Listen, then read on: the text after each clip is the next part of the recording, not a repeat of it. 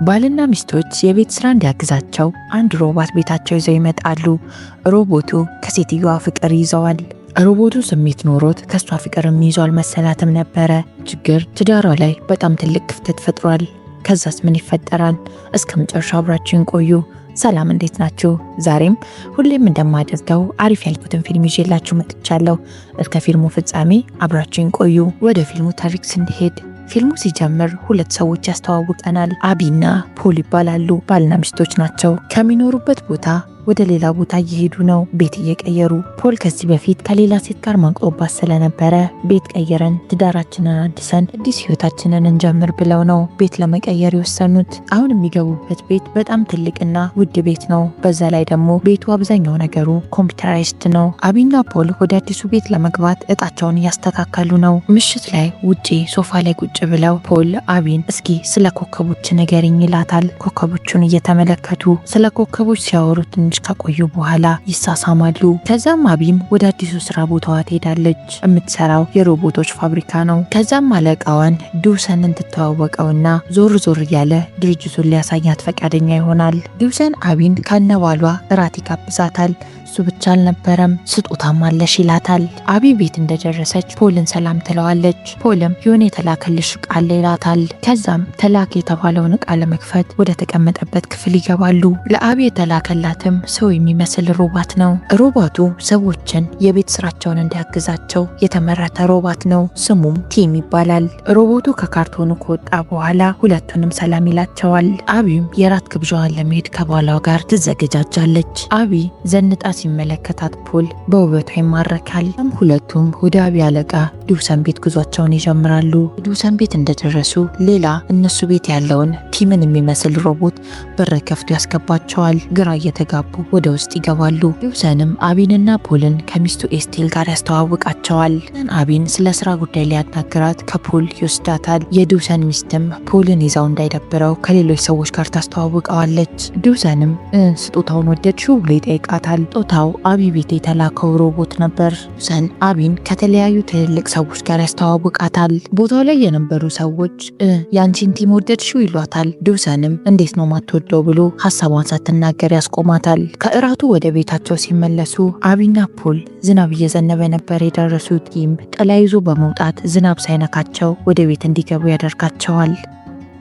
ፖል የቲምን አንዳንድ ጥቅሞች ሲመለከት ይሄ ሮቦት ይጠቅመናል ብሎ ያስባል እና ፖል ጥሩ ምሽት በማሳለፋቸው ምክንያት ወደ መኝታ ቤት ይገቡና ጾታዊ ግንኙነት ይፈጽማሉ። ይሄ ሁሉ ነገር እያደረጉ ያለ ቲም በመሃል ይገባና ቆሞ ይመለከታቸዋል። እነሱም አጠገባቸው እንደቆመ ሲረዱ በጣም ነበር የደነገጡት። ቲምም አቢን የልብ ምትሽ በጣም ከፍ ብሏል ይላታል። እሷም ችግር የለውም አሁን ገብተ እረፍ፣ ነገ እንገናኝ ትለውና ትሸኘዋለች። የሚቀጥለው ቀን ጠዋት በራቸው ይንኳኳል። ሮዝ የተባለች ጎረቤታቸው እንኳን በሰላም መጣችሁ ብላ ዳቦ ጋግራ አምጥታላቸው ነው። ሮዝ ለአቢ ባለቤትሽን ፖል ተዋውቂዋለሁ ትላታለች። አቢም እንዴት አልነገረኝም ብላ ግራ ትጋባለች። አቢ አመስግና የተሰጣትን ዳቦና የሮዝን ስልክ ቁጥር ትቀበላለች።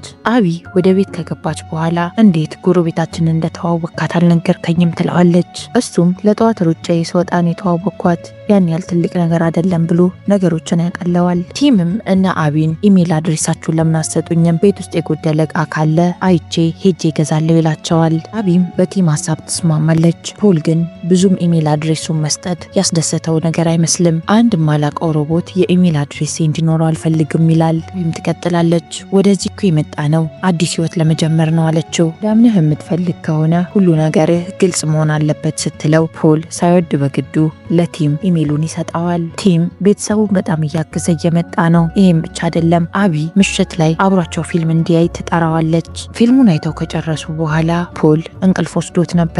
ቲም ደግሞ አቢን ፍቅር ምንድን ነው ብሎ ይጠይቃታል። እሷም ከአንድ ሰው ጋር ዘላለም ህይወትን ማሳለፍ ስትፈልግና ለነሱ ህይወትን ማቅለል ስትፈልግ እሱ ፍቅር ይባላል አለችው። ቲምም ሰው ቢወደኝ ደስ ይለኛል ብሎ ፍላጎቱን ለአቢ ይገልጽላታል። እሱም ብቻ አይደለም እኔስ ልወድሽ እችላለሁ አላት።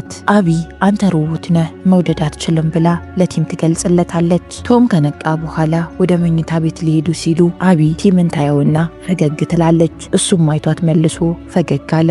አቢ ማብራቱን አጥፍተው ወደ መኝታ ቤታቸው ይገባሉ። ቲምም እዛው ጨለማ ላይ ሳሎን ቁጭ ይላል። ጠዋት ላይ ፖል ለአቢ ቁርስ ለመስራት ይነቃና ወደ ኪችን ይገባል። በሚገርም ሁኔታ ቲም ቀደም ብሎ ተነስቶ ቀድሞት ቁርስ አዘጋጅቶላት ነበር። ስራ ቦታዋ ውስጥ አለቃዋ ዱሰንን ለማስደሰት ምንም ነገር ብታረግ ሰውየው ቶሎ የሚደሰት ሰው አይደለም። በጣም ተናዳና ደክሟት ወደ ቤቷ ትመጣለች። ቤት ስትገባ ባሏ ቤት ባለመኖሩ ግራ ትጋባለች።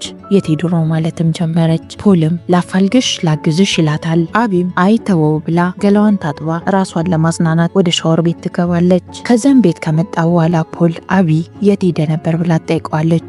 እሱም ስራ ፍለጋ ወጥቼ ነበረ ግን አልተሳካልኝም አላት። በዛ ላይ ደግሞ ጎረቤታችን አንዳንድ ከበድ ያሉ እቃዎች ስታነሳ ጠርታኝ እሷንም እያገዝኳት ነበር ይላታል። አቢ ፖል ከጎረቤታቸው ሮዝ ጋር ያለው ግንኙነት ምንም አልጣማትም። ፖል ግን እመኝኝ ምንም የተፈጠረ ነገር የለም ይላትና ጥርጣሬዋን ከውስጧ ሊያጠፋ ይሞክራል። ቲም ለአቢ የታጠበ ፎጣ ይዞላት ወደ ሻወር ቤት ይመጣል። ይሄ የቲም ድርጊት ፖልን ብዙም አላስደሰተውም። ስራ ቦታ ላይ ዱሰን አቢ ሮቦቶቹ ላይ መሞከር የፈለገችውን ሙከራ ውድቅ እንዳደረገባት ትረዳለች። ዱሰን ሀሳቧን ውድቅ ቢያደርገውም አልሰማችውም። ላይ አቢ ቀይ ቀሚስ ልልበስ ወይስ ጥቁር የሚለው ነገር ብዙም መወሰን አቅቷታል። ከዛም ቲምን የትኛው ይሻላል ብላ ታስመርጠዋለች። ቲምም ቀዩን ቀሚስ ይመርጥላታል። እሷም እዛው ቲም ፊት ቀሚሷን ተለብሰዋለች። አቢ ቲምን የቀሚሱን ዚፕ እንዲዘጋላት ጠየቀችው። እሱም አሁን ባለው ሲስተም አንቺን መንካት አልችልም፣ አፕግሬድ መደረግ አለብኝ ይላታል።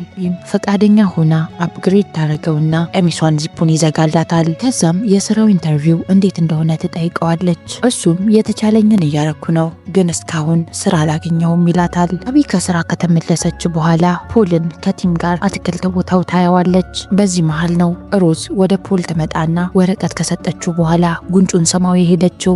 ይህንን ስትመለከት በጣም ነበር የተናደደችው። ፖል ከዚህ በፊት ስለማገጠባት አቢ ምንም አታምነውም። ስለዚህም ለምንድን የሳመች ብላ ጠይቀዋለች። ምንም የተለየ ነገር እኮ የለም የአትክልት ስፍራውን ለማስተካከል ስላሰብኩኝ ፕላን አምጥታ ሰታኝ ነው ብሎ ያሳያታል። እናም ከሁሉም ሰው ርቄ እኮ ነው እየኖርኩ ያለሁት፣ ጎረቤት አንድ ጓደኛ ቢኖረኝ ምን ችግር አለ ይላታል። ስፔሻሊስቱ አቢን ፈልጎ ስልክ ይደውላል። ስልኩን ያነሳው ቲም ነበረ። ያለውን ነገር ለቲም መልእክት እንዲነግረው ይነግረዋል። ዶክተሩ ግን አቢ ካልሆነች ለሌላ ሰው ምንም ነገር አልናገርም ይላል። ቲምም የአቢን ድምፅ አስመስሎ ከሐኪሙ ጋር ያወራል።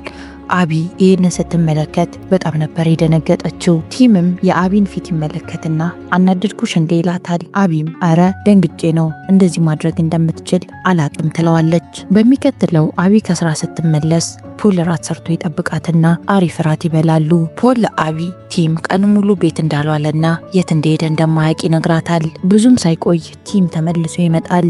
አሁን ሲመጣ ጸጉሩን ቀለም ተቀብቶን የመጣው። ምንድን ያደረግከው ብላ ቲምን ትጠይቋለች። ቲምም አንቺን ለማስደሰት ጸጉሬን ቀለም ተቀባው ይላታል። ይህንን ብቻ አይደለም ያለው፣ አብዛኛው ጊዜ እኔ ስትመለከቺ አይኖችሽ ሰፋ ሰፋ ይላሉ፣ የምትወጂኝ ስለመሰለኝ በደንብ እንድትወጂኝ ነው የጸጉሬን ቀለም የቀየርኩት ይላታል። ፖልን በመናደድ ሲል አቢ ዝም በለው ሮቦት እኮ ነው ብላ ፖል ልታረጋጋው ሞከረች። ወደ ቀድሞ የጸጉር ከለር ብትቀየር ነው የሚሻል፣ ሁለተኛ ደግሞ እንደዚህ አይነት ነገር እንዳትለኝ ትለዋለች። አሁን አለቃዋ ዱሰንን እያስደሰተችው እየመጣች ነው። ከዛም ፖልን ታገኘዋለች። ፖልም ኦንላይን ስራ አገኘው፣ ቢሮው ለንደን ሲሆን ከቤት ሆኜ መስራት እችላለሁ ይላታል። አቢም ባሏ ስራ በማግኘቱ በጣም ትደሰታለች። በዚህም ደስታቸው ቤት እንደገቡ ጥሩ ጊዜ ማሳለፍ ይጀምራሉ። ከዛም ጠዋት ከእንቅልፋቸው እንደነቁ በቲም ምክንያት መጨቃጨቅ ይጀምራሉ። ፖል እንደሚለው ቲም ህይወታቸው ውስጥ ችግር እየፈጠረ ነው ያለው። ለአቢ ይነግራታል። ቲም አንቺን የሚያይበት መንገድ ብዙም አያስደስተኝም አላት። ያሰበችው ፖል ትዳራቸው ውስጥ ያለውን ችግር በቲም የሚያሳብብ አድርጋ ነው። በሚስጥር የሚጨቃጨቁበትን ጉዳይ ቲም እያዳመጣቸው ነበር። ቲም የእጅ እንቅስቃሴዎቹ ላይ ችግር ነበረበት። ሄዶ የእጅ እንቅስቃሴዎቹ ተስተካክለውለት ሲመጡ አቢን የእጅ እንቅስቃሴዎች ተስተካክለዋል ላሳየሽ ብሎ እግሯን ማሳጅ ሊያረግ ጠጋ ይልና እግሯን መነካካት ይጀምራል። እሷም ደክሟት ስለነበረ ማሳጅ መደረጉን ወዳዋለች። በዚህ መሃል ነው ፖል ወደ ውስጥ የገባው። ቲን አቢን እየነካካት በመምጣቱ ፖል የተደሰተ አይመስልም። ፖል ሌላ ነገር አልተናገረም። 1 ሳምንት ሰጥሻለሁ፣ ከዛ በኋላ ይህንን ሮቦት ቤቴ ማየት አልፈልግም ይላል። አቢም ትዳሯ ከሚበጠበጥ ቲምን ለማባረር ትወስናለች። ከማባረሯ በፊት ግን ልታናግረው ታስባለች። ፈርታ ስለነበረ የልብ ምቷ ትንሽ ከፍ ብሎ ነበር። ቲምም ላዝናናሽ ይልና ፒያኖ መጫወት ይጀምራል። ቲምም አቢ የምትወደውን ሙዚቃ በፒያኖ ሲጫወት አቢ ትመለከትና በጣም ትደሰታለች። ፖል 2 ጊዜ ይህንን ኮንሰርት እንድታይ ወስዶሻል ይላታል። እሷም አንዴን የወሰደኝ ትለዋለች። እሱም ኢሜል አድሬሱ ላይ ግን 2 ትኬት እንዳየ ይነግራታል። አቢ የተረዳችው ነገር ቢኖር አንዴ እሷን አንዴ ደግሞ ቅምጡን እንደወሰደ ነው። አቢ በሰማችው ነገር በጣም ትናደድና ፖል ሊያናግራት ሲሞክር አላናግረም ብላ ጥላው ትሄዳለች። እናም የምትሄድበት የስራ ጉዞ ስለነበረ ወደዛ ነበር ሄደችው። እሷ ከሄደች በኋላ ፖል ቲምን አቢ ለምንድን የተናደደችው ብሎ ይጠይቀዋል። ቲምም እኔ እኮ ሰው አይደለሁም ሮቦት ነኝ ብሎ ነበር የመለሰለት። ፖል ለመከራየት ያሰባቸው ቢሮዎች በጣም ውድ ይሆኑበታል። ቲምም ለምን የአትክልት ቦታው ላይ ቢሮ አንገነባም ብሎ ለፖል ሀሳብ ያቀርብለታል። ፖልም በሀሳቡ ይስማማል። ከቀናት በኋላ አቢ ከሄደችበት የስራ ጉዳይ ትመለሳለች። ፖል ቤት ውስጥ አልነበረም። ቲምን ስትጠይቀው ጎረቤታችን ሮዝን ለማግኘት ሄዷል ይላታል። አቢ አዲስ እየተስተካከለ ያለውንም ቢሮ ስታይ ትናደድና ትጠይቀዋለች። ፖልም ለጊዜያዊ ነው፣ ሌላ ቢሮ ሳገኝ እለቃለሁ ይላታል። ጋር መሄዱን ደግሞ ስትጠይቀው አልሄድኩም ይላታል። አቢ የዋሻት ስለመሰላት በጣም ነው የተናደደችው። እሚላትንም ሳትሰማው ተናዳ ጥላው ትሄዳለች። ከዛም እንዳጋጣሚ ሆኖ የፖል ኪስ ውስጥ የሚያምር የአንገት ጌጥ ትመለከታለች። በስጦታ ዕቃን የተቀመጠው። ፖል ደግሞ ቲም ከአቢ ቁርስ ጋር የሚያስቀምጥላትን ጽጌረዳ አንስቶ ቆሻሻ መጣያ ውስጥ እየከተተው ነው። ቶም የቲም ነገር ስላላማረው በሴኩሪቲ ካሜራ ቤት ውስጥ የተቀረጹትን ወደ ኋላ ሄድ ብሎ ማየት ይጀምራል። ይህንንም ሲመለከት የአቢን ልብሶች በጣም ጠጋ አድርጎ ወደ ራሱ ያሸታል። ፖል በስልኩ ቲም የሚያደርገውን ነገር ለመቅረጽ ፈልጎ ነበረ፣ ግን ቲም ፖል እያየው እንደሆነ አውቆ ወደ ካሜራው ይዞራል። ፖል አቢን ለማግኘት ይወስንና ከቤት ሊወጣ መኪናውን ያስነሳል። መኪናውም አልሰራም ይለዋል። ከዛን ቲምን ታክሲ እንዲጠራለት ይነግረዋል። ፖል መሄዱን ካረጋገጠ በኋላ ያበላሸውን መኪና ድጋሚ ማስተካከል ይጀምራል። መኪናውን እየነዳ ያለው ሰው ፖልን ለመግደል መኪናውን በፍጥነት እየነዳ እንደሆነ ሲረዳ ፖል እንዴትም ብሎ መሪን ይይዝና መኪናውን ለማቀዝቀዝ ይሞክራል። አልቀረለትም። መኪናዋ አደጋ ይደርስባታል። ቀለል ያለ ጉዳት ደርሶበት አቢ ይደወልላትና ባሏን ለማየት ወደ ሆስፒታል ትሄዳለች። ፖል ይሄ ሁሉ ስራ የቲም ነው ብሎ ይነግራታል። አቢ አሁንም አላመነችውም። ለፖል አንዳንድ እቃዎች ለመውሰድ አቢ ወደ ቤት ትመለሳለች። ሮዝም ማስቁማት ስለ ፖል ትጠይቃታለች። በዚህ መሃል ነው የፖል ኪስ ውስጥ ያገኘችውን የአንገት ሀብል ሮዝ አርጋው ያየችው። አቢ ተናዳና በጣም ከፍቷት ቀጥሎ ምን ማድረግ እንዳለባት ራሱ ግራ ገብቷታል። ቲምም ሌላ ቪዲዮ ያሳያታል፣ ፖልና ሮዝ የሚሳሳሙበት ቪዲዮ። አቢ ይህንን ቪዲዮ ካየች በኋላ በጣም ትሰበራለች። ከቤት ለመውጣትም አልፈለገችም። ፖልም ከሆስፒታል ሆኖ ሲደውልላት ስልኩንም አታነሳም። ፖል ከሐኪም ቤት ወደ ቤት ሲመለስ ልብሱን በሻንጣ አድርጋ ትጠብቀዋለች። ይህም ብቻ አይደለም፣ ከሮዝ ጋር ሲሳሳሙ ያለውንም ቪዲዮ ታሳየዋለች። እሱም እኔ አይደለሁም እኔና ሮዝ ተሳስመን አናቅም ይላታል። እሷ ግን ልታምነው ፈቃደኛ አልነበረችም። አይኗ በእንባ ሞልቶ እያለቀሰች የገዛ ባሏን ፖልን ሸኘችው። ፖልም በመንገድ ላይ ስልክ ለሮዝ ይደውልላትና የተፈጠረውን ይነግራታል። ሮዝም ስላንተ ልጠይቅ ሲሄድ ቲም ሊስመኝ ሞከረ ብላ ለፖል ትነግረዋለች። ፖል ወደ ቤት ይደውላል አቢን ለማግኘት ፈልጎ፣ ግን በሚገርም ሁኔታ ስልኩን ያነሳው ቲም ነበረ።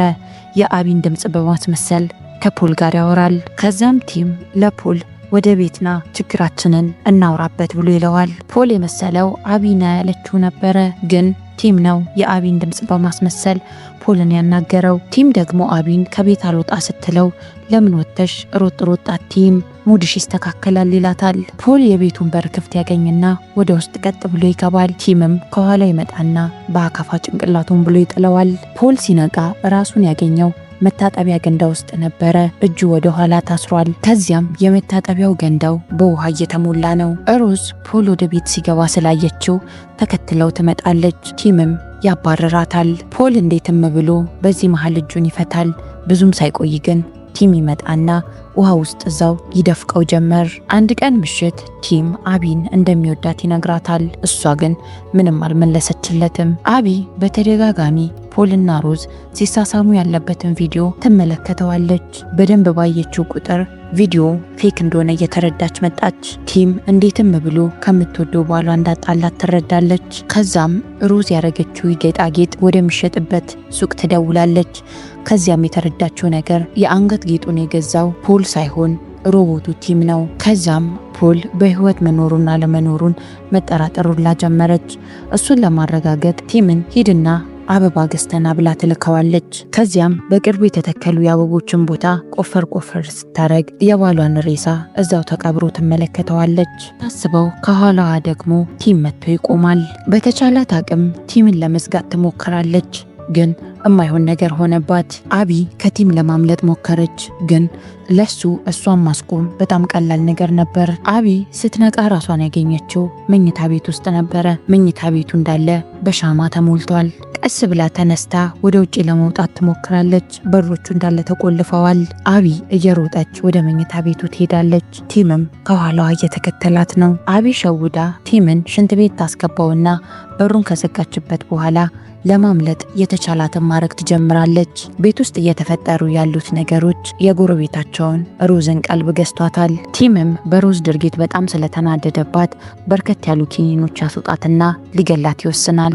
በዚህ መሃል ነው ሮዝ ቤታቸውን ያንኳኳቸው። ቲምም በሩን ይከፍትላታል። በዚህ መሃል አቢ እንዴትም ብላ አንድ ቢላ ትይዛለች። ከዚያም እጇ ላይ የታሰረውን ገመድ ትፈታና ቲም ሲመለስ ራቅ እገላሃለሁ ትለዋለች። እሱም ቀለል አድርጎ ቢላውን ያስጥላትና ወደ ላይ አንቋ ያንጠለጥላታል። አቢም ኪሷ ውስጥ ባለው አንድ ስለታማ ነገር እጁን ትወጋዋለች። በዚህ መሃል ነው ሮዝ የሳሎኑን መስታወት በመኪናዋ ሰብራ ወደ ውስጥ የገባችው። ከዚያም እየሮጠች በመኮትኮቻዋ ትወጋዋለች። የሚገርመው ነገር ቲም አሁንም አልሞተም።